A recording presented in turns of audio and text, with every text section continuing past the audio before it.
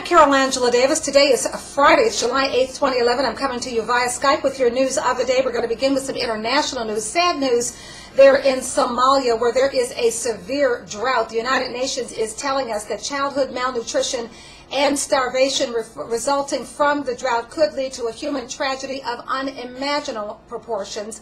Authorities say this is the worst drought to strike the area in 60 years. It is not only affecting Somalia, but it is also affecting some 12 million people throughout the Horn of Africa. We should also tell you that it is so bad that children are dying on their way to or shortly after arriving at refugee camps.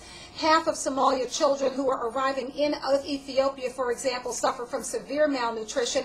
30% of the children who are arriving in Kenya suffer from severe malnutrition. And we should tell you that fully 25% of Somalis are displaced either internally or externally.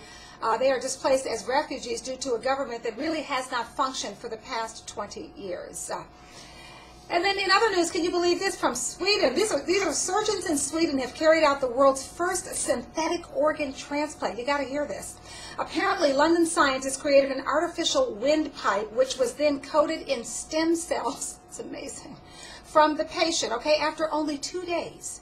The millions of little tiny pores that were in this artificial windpipe, well, the millions of holes in the artificial porous windpipe were already seeded with the patient's own tissues. Now notice, there is no donor needed, which means there's no chance of rejection of the organ, no need to take all those organ rejection drugs. As for the recipient, he's a 36-year-old African who is a geology student living in Iceland, where he's studying for his PhD. His windpipe was ravaged by an inoperable cancerous tumor the size of a golf ball. 30 days into his recovery, he is doing well, though he is still very weak. He says he's looking forward to getting back to Iceland to finish his studies and then returning home to Eritrea, where he will be reunited with his wife and he will meet for the first time his 3-month-old baby. All right, let's go to Rupert Murdoch, Fox. Oh, yes, that venerable organization. Okay, well, after all that hacking, it looks like Rupert Murdoch is shutting down the news of the world. In fact, a lot of people are very suspicious of that move, okay? In fact, this Sunday's issue of the News of the World will be the last edition of the newspaper. You'll remember that accusations have been made that the paper authorized hacking into the mobile phones of a murdered schoolgirl. Okay? Also, the families of bombing victims, the families of fallen service personnel, and that police officers were paid for information. Are you going to tell me they're only doing this in the UK? Do I look stupid? If you know if they're doing this in the UK, they're doing this everywhere. We need to check our phones over here. It's Fox News once again, okay? All right, anyway, apparently the folks over at Fox, for their part, they're shocked, stunned at such shoddy, intrusive journalism. They can't believe it could be happening.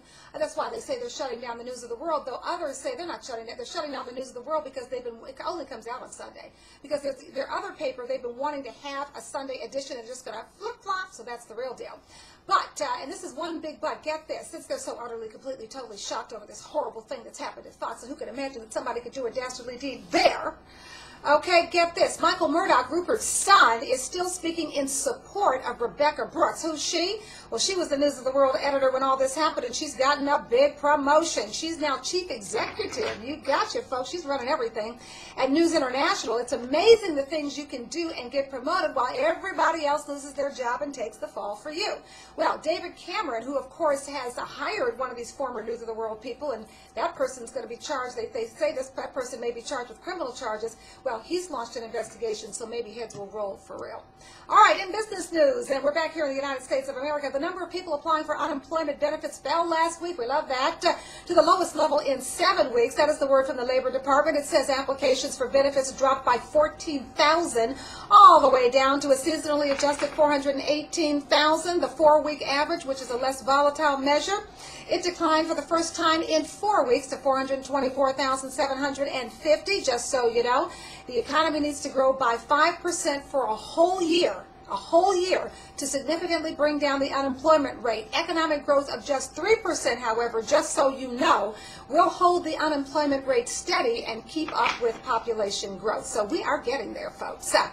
Also here in America, and only in America, where the rich just keep getting richer, and as long as they do it off the backs of everybody else, they're happy. Yeah, okay, our rich people. That used to be a different type of rich people we had here. I don't know what's going on here. Here's the story from Maine about Sean Foster. He could be going to jail because he who is homeless plugged his cell phone into a public outlet to charge it up, and for that he got arrested for stealing. Yeah, he got arrested for stealing. Can you believe that? Okay, that is just so dumb. He also will face a weapons charge because since he's homeless, police did find a knife on him since he does sleep outside, so they arrested him and charged him for that. I don't know what kind of police officer did this dastardly deed. So this poor homeless man who lives in a society where, I don't know about you, but I couldn't find a paid phone if you paid me. So there's no phone to use but the cell phone. He has a cell phone. He can't charge it because he's homeless and he doesn't have electricity. So of course he goes to a public outlet where he plugs it in to charge his cell phone. He can make a call, gets arrested. The whole thing's stupid. What's happening, again, the noose around the poor and the middle class in America is getting tighter. Stop it, folks. Stop it. Okay, as one blogger put it, and nobody could put it better than this blogger, in this country where the rich get richer at the expense of everyone else, here's what this blogger said. If you take $1 or charge your cell phone in a public place, you're a thief. But if you take $1 billion, you get a promotion and a seven-figure bonus. That, folks, is the new America. All right, finally today, why are some cocaine users getting a flesh-eating disease? Well, apparently a veterinary deworming drug is used to cut more than 80% of the cocaine entering the United States, okay? Better pay attention to that. All right, it's called levamisole. It's used to deworm cattle, pigs, and sheep, and you find it, again, just over 80% of the nation's cocaine. Well, the flesh-eating ailment, it looks like dark purple patches of dying flesh on you, and apparently the nose, ears, and cheeks are especially susceptible to this rotting, but doctors say they've seen at least one patient who's had this icky rotting skin all over his body. Apparently the rotting is caused by an immune reaction that attacks blood vessels that nourish the skin. The skin literally dies days after the user snorts cocaine. Doctors say they can't tell who's going to have the reaction and who isn't, so you're really acting at your own peril. And there is more bad news. Levamisole, that thing that's used to cut the cocaine, it also stops bone marrow from producing white blood cells. These cells are crucial to fighting infections, so cocaine users also run the risk of death due to severe infections. Get off the sauce, folks. You're going to end up dead.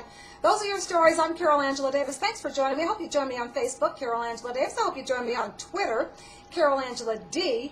And I'll see you on Monday, same time, same place, new stories. Have yourself a wonderful weekend.